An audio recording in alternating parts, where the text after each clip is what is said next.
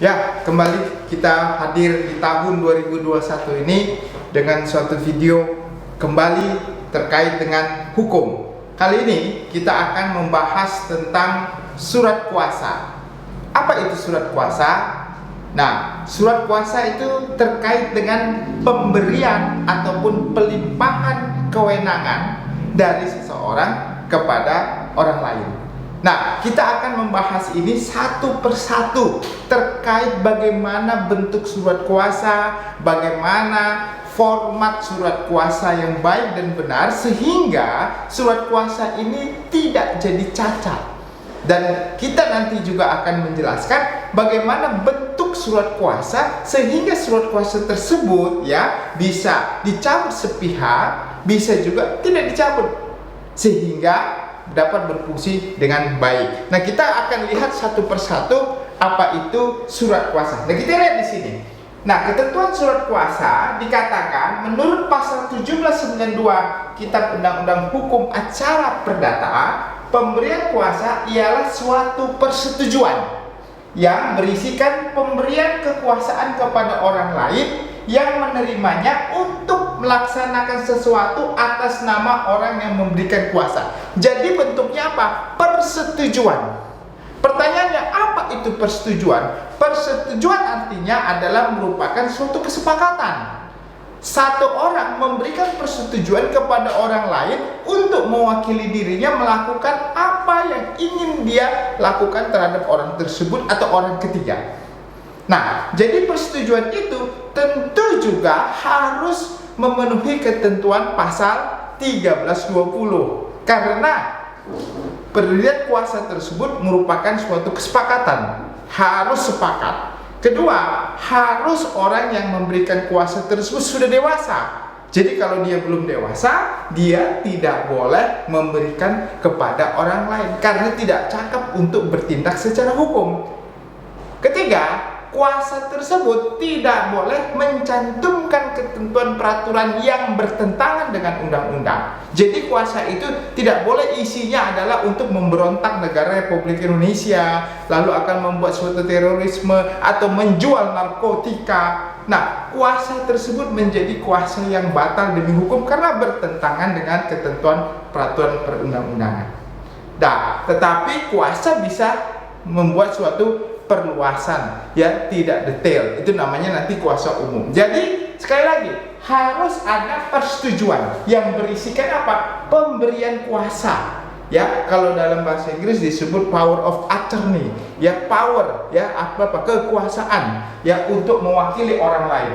Nah, untuk apa? Melaksanakan sesuatu atas nama orang yang memberikan kuasa. Jadi orang itu bertindak, berbuat sesuai untuk dan atas nama pemberi kuasa. Jadi kedudukan antara orang yang memberikan kuasa dengan orang yang menerima kuasa kedudukannya sama ya, dalam hal yang diatur dalam surat kuasa tersebut. Tidak semuanya ya. Nah, jadi apa yang dikatakan oleh pemberi kuasa, apa katakan oleh penerima kuasa, itu mewakili apa kehendak daripada pemberi kuasa. Nah, jadi ketentuan itu yang mengatur ketentuan kuasa. Nah, dasar hukum surat kuasa ini diatur dalam ketentuan KUH Perdata di pasal 1792 sampai pasal 1819. Juga ada yang diatur dalam pasal 123 HIR. Reglement Indisif ya, Hindi. Nah, kita lihat di sini ketentuan-ketentuan tersebut. Di pasal 1792 ini mengatur tentang tadi definisi. Lalu nanti kita lihat lagi di pasal 1795, 96 mengatur tentang jenis-jenis surat kuasa. Nah, kita lihat apa sebenarnya fungsi surat kuasa tersebut. Nah, kalau kita lihat fungsi surat kuasa tersebut adalah apa? Di sini dikatakan sebagai bukti pernyataan dari pemberi kuasa bahwa pihak yang menerima kuasa memiliki hak ya, memiliki hak ya. Hak apa? Dia memiliki hak Ya, untuk apa? Menerima kuasa, hak kewajiban untuk melakukan hal yang dijelaskan dalam isi surat kuasa tersebut. Jadi dalam surat kuasa tersebut dijelaskan apa? Dijelaskan tentang pemberian kuasa yang memiliki hak. Hak untuk apa? Hak untuk melakukan sesuatu yang dijelaskan dalam surat kuasa. Jadi nanti di dalam surat kuasa tersebut ada ketentuan mengenai apa? Khusus untuk atau umum, ya, untuk melakukan sesuatu yang hak tersebut diberikan. Nah, dalam konteks kuasa, contohnya di dalam bentuk pemerintahan, ada kuasa yang disebut sebagai kuasa distributif, ada disebut delegatif. Nah, itu juga merupakan bentuk pemberian kuasa, ya, kepada seseorang. Kalau bentuknya distributif, tanggung jawabnya masih kepada orang yang memberikan kuasa. Sedangkan delegatif tidak lagi, sudah didelegasikan sepenuhnya kewenangan dan tanggung jawab itu kepada orang yang menerima kuasa tersebut. Nah, kalau dalam keperdataan, pemberian kuasa tersebut adalah pemberian kuasa yang sifatnya mutlak. Apa sifatnya? Jadi yang bertanggung jawab adalah orang yang menerima kuasa sepanjang apa yang dilakukan oleh dalam konteks kuasa tersebut, ya. Nanti dia bisa mempertanggungjawab. Tapi kalau tidak ada dalam surat kuasa, dia melakukan suatu perbuatan di luar dari surat kuasa untuk mewakili pemberi kuasa, kalau ada kerugian dia akan menanggung sendiri, ya, dia akan menanggung sendiri. Jadi dia melakukan sesuatu yang apa disebutkan dalam surat kuasa tersebut, tidak boleh lebih, tidak boleh kurang, ya. Jadi itu yang mengatur tentang surat kuasa tersebut. Nah, selain itu fungsi surat kuasa juga adalah untuk apa? Untuk berkuasa penuh, bertindak mewakili pemberi kuasa terhadap pihak ketiga untuk dan atas nama pemberi kuasa. Nah, tadi dia melakukan suatu perbuatan itu adalah untuk siapa? Untuk dan atas nama pemberi kuasa. Ya, contohnya seorang pengacara diberikan kuasa, ya, untuk melakukan mewakili, ya, mendampingi dan mewakili pemberi kuasa di Pengadilan Negeri Jakarta Pusat. Maka dia bisa hadir sendiri, ya, karena dia mewakili, atau juga dia bisa bersama-sama dengan orang yang memberi kuasa. Karena apa? Dia mendampingi. Jadi bisa mendampingi dalam hal ini bersama-sama dengan pemberi kuasa, atau mewakili. Dalam hal ini dia mewakili pemberi kuasa, jadi pemberi kuasa tidak hadir. Nah, itu yang disebut dia bertindak untuk dan atas nama pemberi kuasa. Selanjutnya, pemberi kuasa bertanggung jawab atas segala perbuatan yang penerima kuasa sepanjang perbuatan yang dilakukan penerima kuasa tidak melebihi wewenang yang diberikan oleh pemberi kuasa. Artinya apa? Pemberi kuasa bertanggung jawab atas segala perbuatannya dari yang dilakukannya. Tadi kita katakan bahwasanya sepanjang perbuatan dilakukan tersebut dia memiliki wewenang, tapi kewenangannya tersebut harus penuh dengan apa? Tanggung jawab atas segala perbuatan penerima kuasa, ya, sepanjang perbuatannya itu dilakukan dengan baik dan benar. Yang berikutnya adalah penerima kuasa langsung berkapasitas sebagai wakil pemberi kuasa. Jadi penerima kuasa tersebut dia melakukan bertindak untuk dan atas nama pemberi kuasa. Nah, contohnya dalam hal pemberi kuasa, dia penerima kuasa. Ya, dalam hal ini contohnya orang yang diberikan kuasa untuk mengambil uang di bank. Ya, contohnya sehari-hari ibu-ibu tidak sempat ke bank, lalu dia memberikan kuasa kepada anaknya yang sudah dewasa untuk mengambil uang ke bank. Maka orang tersebut bertindak seolah-olah sebagai ibu itu untuk melakukannya, padahal account di bank itu bukan nama dia. Jadi dia berkapasitas wakil dari pemberi kuasa tersebut. Nah, dalam hal ini contohnya juga loyal, harus hati-hati. Contohnya pengacara. Pengacara mendapatkan kuasa dari orang yang memberikan kuasa. Perkataannya, perbuatannya terkait dengan tugas dan tanggung jawabnya mewakili kepentingan pemberi kuasa. Apa yang dikatakannya itulah apa juga mengikat pemberi kuasa. Jadi jangan salah. Contohnya, ya ada satu kasus, ya. Contohnya seorang menyatakan pelaku, ya, pemberi kuasa mengatakan, oh saya tidak pernah, ya, menikah secara siri, contohnya begitu ya, pemberi kuasa. Dia tidak pernah mengungkapkan dalam media bahwa dia tidak pernah kawin siri dan segala macam. Tapi tiba-tiba kuasa hukumnya nggak tahu dapat kabar dari mana, dia mengatakan, oh ya, klien saya pernah melakukan kawin siri dengan si A. Nah, perkataan itu adalah perkataan pengakuan yang dilakukan oleh pemberi kuasa, walaupun diucapkan oleh penerima kuasa tadi, pengacara tadi. Dengan demikian, maka keterangan itu menjadi bukti yang sah nantinya bagi contohnya penyidik atau bagi orang lain untuk menyatakan bahwasanya itu adalah keterangan yang benar. Kenapa? Karena dia adalah orang penerima kuasa, sehingga ucapannya, apa yang diucapkannya mengikat dengan orang yang memberikan kuasa. Jadi hati-hati, Anda sebagai penerima kuasa jangan sembarangan ngomong tanpa konfirmasi terlebih dahulu dengan pemberi kuasa, ya. Karena apa? Itu akan mengikat dari pemberi kuasa tersebut. Nah, kita akan lihat bentuk-bentuk, ya, bentuk-bentuk dari surat kuasa. Nah, tadi saya katakan bentuk-bentuk surat kuasa tersebut ada dua jenisnya. Pertama, kita lihat di pasal 1795. Pasal 1795 mengatakan di sini bahwasannya, ya, pemberian kuasa dapat dilakukan secara khusus. Berarti ada surat kuasa khusus, yaitu mengenai hanya satu kepentingan saja, ya, satu kepentingan saja, ya, tertentu atau lebih. Jadi disebutkan kepentingannya khusus atau dibuat secara umum, yaitu meliputi segala kepentingan si pemberi kuasa. Jadi ada dua, satu surat kuasa khusus, satu surat kuasa umum.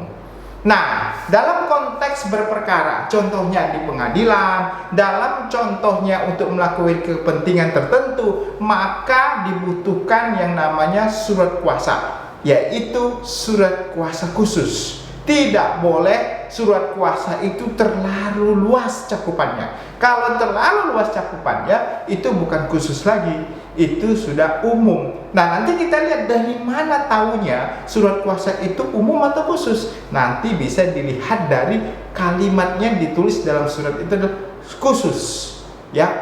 Baru detailnya tentang apa yang khusus itu pekerjaannya nanti disebutkan. Yang berikutnya kita lihat, surat kuasa khusus adalah untuk memindah-tangankan barang atau meletakkan hipotek di atasnya untuk membuat suatu perdamaian atau melakukan tindakan lain yang dapat dilakukan oleh seorang pemilik, ya, di pasal 1796.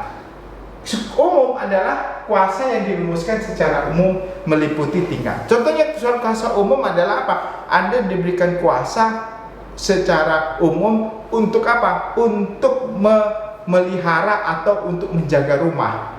Waktu Anda diberikan kuasa untuk menjaga rumah, tentu Anda mempunyai tugas yang banyak. Bisa membersihkan rumah, menerima tamu, ya, apalagi membersihkan, menghidupkan mobil, membawa mobil ke pasar. Nah, itu suatu sifatnya yang umum, ya, menjaga rumah selama pemiliknya pergi. Nah, itu adalah surat kuasa yang umum sekali, ya, tidak khusus, ya. Nah, kalau khusus ada mewakili kepentingan orang tertentu, ya. Nah, kita lihat surat kuasa tersebut, ya, bagaimana bentuk-bentuk surat kuasa berikutnya. Nah, kita lihat menurut pasal 123 HIR, ya, di pasal 123 HIR boleh mewakili sebagaimana tersebut dalam pasal ini dua macam, yaitu surat kuasa khusus atau surat kuasa umum. Jadi di pasal 1795 dan 96 mengatur, di pasal 123 HIR juga mengatur tentang surat kuasa umum dan surat kuasa khusus. Kuasa umum yaitu kuasa yang telah ditunjuk di dalam surat gugatan. Jadi secara umum yang sudah ditentukan dalam surat gugatan, ya, pasal 118, atau pada waktu mengajukan gugatan. Yang dimaksud khusus yaitu orang yang dengan surat kuasa tersendiri dikuasakan untuk mewakili perkara. Nah, kalau kuasa umum, ya, contohnya seorang direksi, ya, mendapatkan kuasa dalam rapat umum pemegang saham, diangkat sebagai direksi, itu umum sekali. Dia memiliki kedudukan sebagai direksi untuk melakukan perbuatan untuk dan atas nama direksi dalam anggaran dasar. Itu umum. kuasa diberikannya secara umum. Tapi kalau seorang direksi memberikan kuasa kepada pengacara untuk mewakili perusahaan di dalam pengadilan untuk perkara tertentu, nah itu disebut sebagai kuasa khusus. Nah, kita lagi lihat perbedaannya antara kuasa umum dan kuasa khusus. Surat kuasa umum hanya boleh berlaku untuk perbuatan pengurusan saja. Jadi sifatnya pengurusan. Tadi pengurusan rumah, pengurusan perseroan terbatas atau PT, tidak berwenang untuk mengambil tindakan yang dapat menimbulkan akibat hukum. Ya, jadi tidak ada kewenangannya untuk mendapat akibat hukum. Nah, kalau direksi bisa melakukan suatu perbuatan yang dapat menimbulkan akibat hukum, tetapi harus mendapatkan persetujuan dari siapa? Dari rapat umum pemegang saham. Ya, dengan apa? Nanti dikasih kuasa tertentu dalam rapat tertentu. Ya, tapi secara kedudukannya sebagai direksi, dia bisa mengatur semua perseroan tersebut tanpa harus mendapatkan kuasa karena jabatan. Ya. Nah, sedangkan untuk memindah tangankan benda-benda atau suatu perbuatan lain yang dapat menimbulkan akibat hukum, seperti membuat akta perdamaian. Nah, akta perdamaian ini harus dengan kuasa khusus, ya, tidak diperkenankan pemberian dengan surat kuasa umum, melainkan dengan surat kuasa khusus. Ya, contohnya pengacara. Pengacara untuk melakukan suatu tindakan, contohnya apa? Contohnya menghadap ke pengadilan, ya, mengambil uang, ya, mengajukan banding, mengajukan kasasi. Nah, sering banyak terjadi kita lihat ya, lawyer membuat surat kuasa itu mulai dari apa? Mulai dari ngambil uang, mengajak pengadilan negeri, pengadilan banding tinggi, kasasi, PK, semua dalam satu surat kuasa. Itu nggak benar. Itu bukan surat kuasa lagi. Itu bukan surat kuasa khusus, itu sudah umum. Kenapa? Karena setiap pengadilan membutuhkan surat kuasa untuk dokumentasi. Jadi harus berbeda surat kuasa di pengadilan negeri, di pengadilan tinggi, bahkan kasasi, bahkan PK. Ya, kalau kasasi jelas dikatakan bahwasanya seseorang yang akan mengajukan memori kasasi harus didasarkan kepada surat kuasa khusus yang dibuat untuk mengajukan memori kasasi. Jadi nggak bisa disatukan antara kuasa untuk pengadilan negeri dan kasasi, harus diberikan yang berbeda. Nah, perbedaan lainnya yaitu kita lihat di sini, pemberian kuasa dapat dilakukan secara khusus, yaitu hanya mengenai satu kepentingan tertentu atau lebih, atau secara umum yaitu meliputi segala kepentingan pemberi kuasa di pasal 1795. Nah, itulah bedanya antara surat kuasa khusus dan surat kuasa umum. Nah, kita lihat apa yang menjadi komponen-komponennya. Ya, kita lihat satu persatu. Nah, komponen-komponen dalam surat kuasa, pertama, dia harus mencantumkan judul.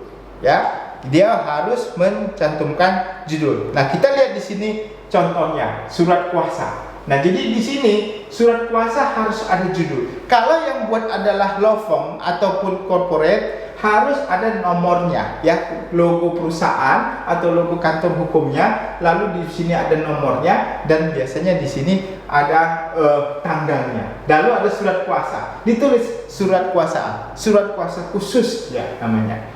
Lalu setelah itu komponen yang berikutnya adalah siapa yang memberikan kuasa tersebut, ya, nama pemberi kuasa. Nah, nanti kita lihat nama pemberi kuasanya siapa. Nah, terkait dengan nama pemberi kuasa, kita lihat nama pemberi kuasa adalah identitas. Nah, ini hal yang paling penting. Dalam surat kuasa harus ditentukan nama pemberi kuasa itu, apakah dia bertindak secara perorangan, apakah dia bertindak sebagai mewakili perseroan. Ya, seperti tadi direksi, dia diangkat menjadi direksi untuk memberikan kuasa kepada orang lain, dia harus perlu surat kuasa khusus. Kalau dia seorang direksi, ya, maka harus disebutkan pertama identitas namanya, ya, nama dia.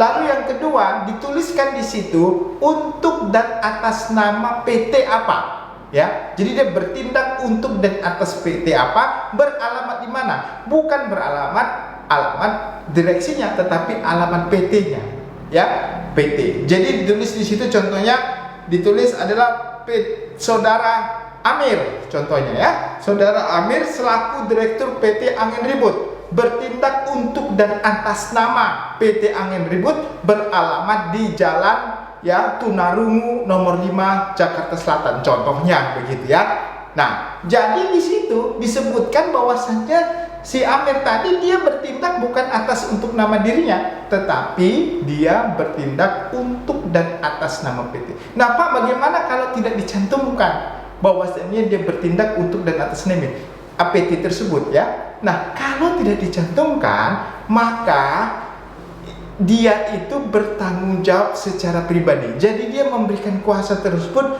atas nama pribadi, bukan atas nama PT. Sehingga nanti isi dari kuasa tersebut akan salah. Kenapa? Kalau tujuannya adalah untuk dan atas nama PT, ya, tapi di atasnya ternyata tidak disebutkan untuk dan atas nama PT.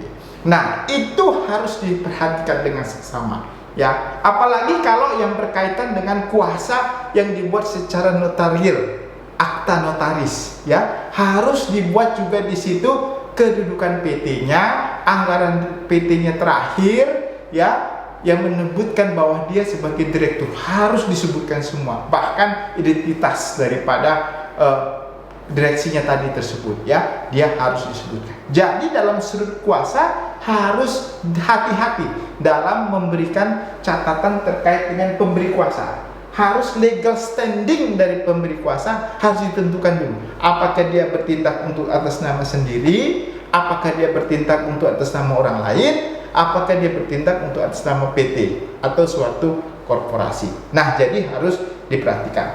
Nah, yang berikutnya yaitu menegaskan penyebutan sebagai pemberi kuasa. Jadi Suhan Amir bertindak untuk dan atas nama PT Angin Ribut beralamat di jalan sekian. Untuk selanjutnya disebut sebagai apa? Untuk selanjutnya adalah disebut sebagai pemberi kuasa, ya. Jadi untuk selanjutnya dia disebut sebagai apa? Pemberi kuasa. Ya, pemberi kuasa. Jadi dicantumkan dia kedudukannya sebagai pemberi kuasa.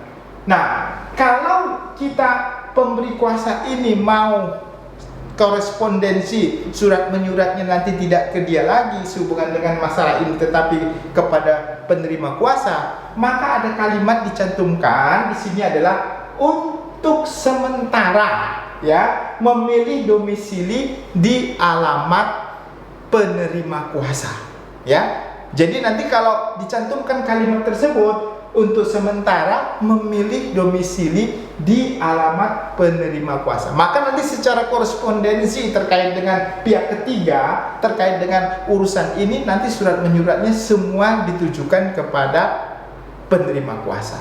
Selanjutnya yaitu alamat diberikan kepada siapa? Siapa penerima kuasanya? Ya, penerima kuasanya siapa? Nah, penerima kuasa ini harus tadi kita katakan harus sudah dewasa, ya, sesuai dengan pasal 1320 karena ada persetujuan, harus sudah dewasa. Nah, penerima kuasa tersebut harus memiliki kapasitas untuk melakukan apa yang diinginkan oleh pemberi kuasa.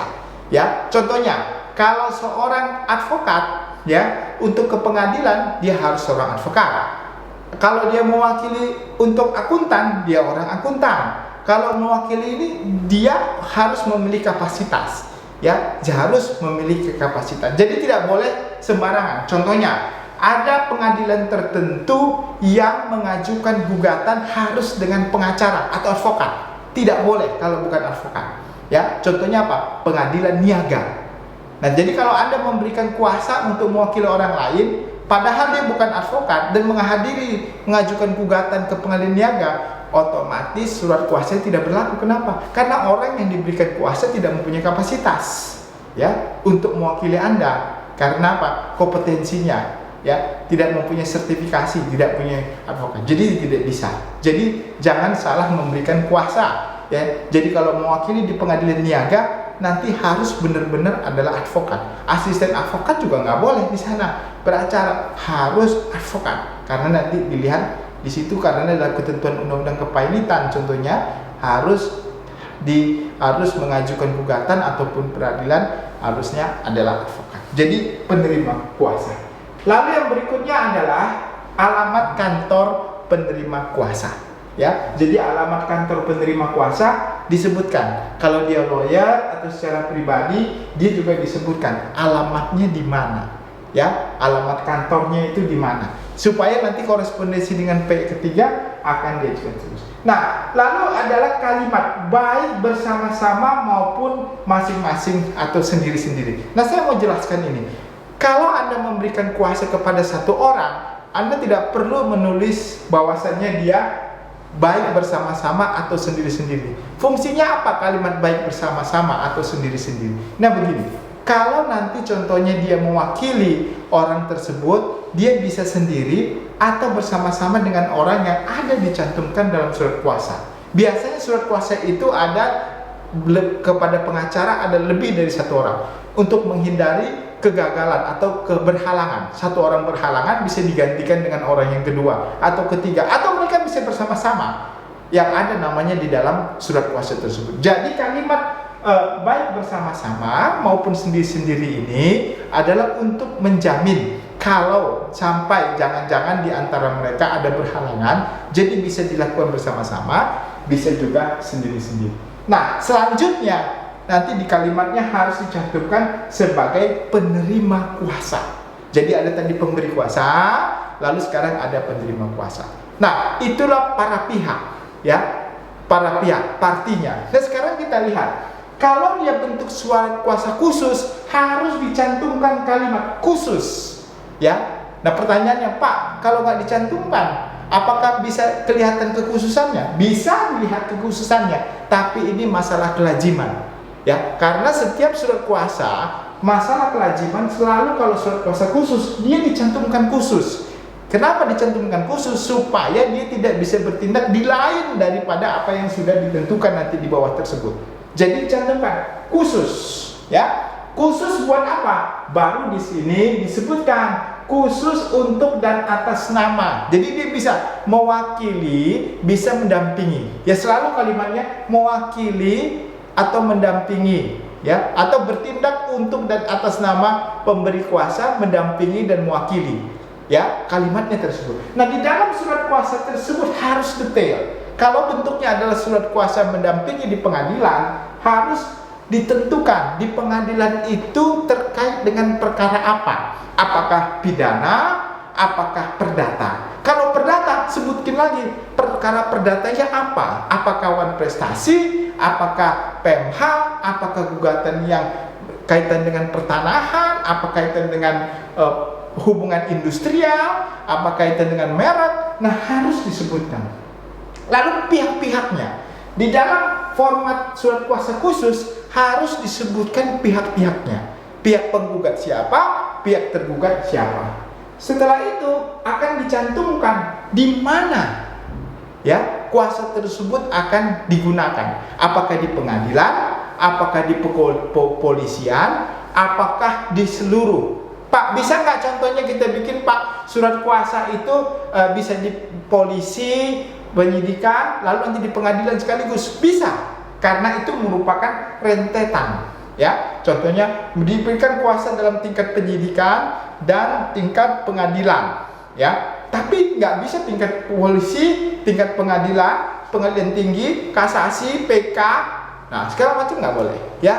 Jadi kalau konteksnya adalah dalam tingkatan kepolisian, penyidikan, lalu ke pengadilan, boleh, ya. Nah, itu isi daripada komparisinya tadi, isinya daripada kuasa ini terserah, ya, asalkan sifatnya khusus, ke persetujuan kepala para pihak, tapi harus detail. Tadi kalau kuasa tadi mengambil uang, harus disebutkan mengambil uang di mana, ya, kalau besarnya berapa, kalau tahu, ya, bisa disebutkan, ya. Nah, lalu kalau mewakili untuk mengambil barang, barangnya apa yang diambil, ya, gimana, kepada siapa barang itu akan diambil, ya, harus secara detail juga dicantumkan di sini, ya. Jadi itu kuasa yang harus detail dicantumkan di sini. Lalu selanjutnya kepada penerima kuasa diberikan hak substitusi dan hak retensi. Nah, apa itu hak substitusi dan hak retensi? Nah, kita akan lihat di sini. Di situ ada hak substitusi dan hak retensi. Nah, pemberian kuasa terkait dengan penasihat hukum, ya, hak lazimnya selalu dicantumkan hak substitusi dan hak retensi. Hak substitusi adalah sebagai kuasa pengganti, ya. Jadi kan ada penerima kuasa tadi ada 1, 2, 3, 4 contohnya. Tetapi semua dalam penerima kuasa tadi berhalangan sehingga dia bisa menguasakan. Jadi hak substitusi diberikan kepada siapa?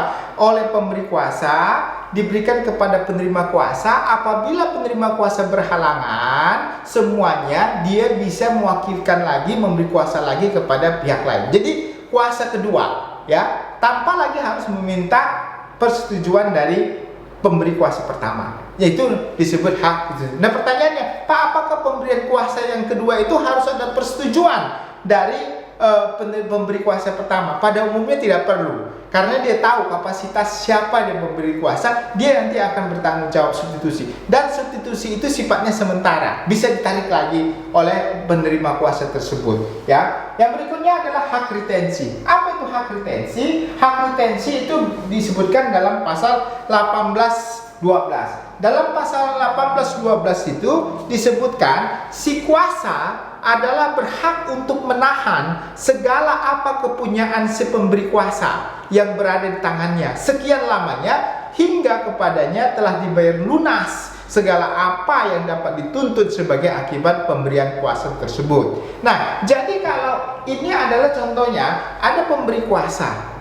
Setelah selesai urusannya, ternyata pemberi kuasa terus tidak memberikan kewajibannya. Contohnya ada sukses fee, ya, ada operational fee yang belum dibayarkan atau lawyer fee yang belum dibayarkan, sehingga ada utang, ya, dari pemberi kuasa, sehingga penerima kuasa bisa menahan barang-barang milik pemberi kuasa sampai dilunasi utang tersebut. Nah, itu bukan penggelapan. Kenapa? Karena dia bisa menahan benda tersebut karena ada kewajiban pemberi kuasa.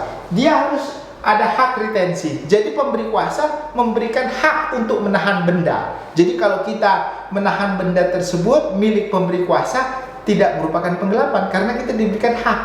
Apabila orang tersebut tidak membayar, ya, maka kita berhak untuk menahan benda-benda tersebut. Nah, itulah makanya itu harus dicantumkan dalam di sini, ya, dicantumkan. Jadi setiap surat kuasa jangan lupa cantumkanlah hak substitusi dan hak retensi untuk menjamin keberadaan Anda, ya. Penerima kuasa dibayar lunas, dibayar. Kalau enggak nanti benar dia kabur setelah orang memberi kuasa, urusan selesai, dia tidak memberikan apa-apa. Lalu ada tanggal, ya, tentu tanggal pemberi kuasa kapan, ya.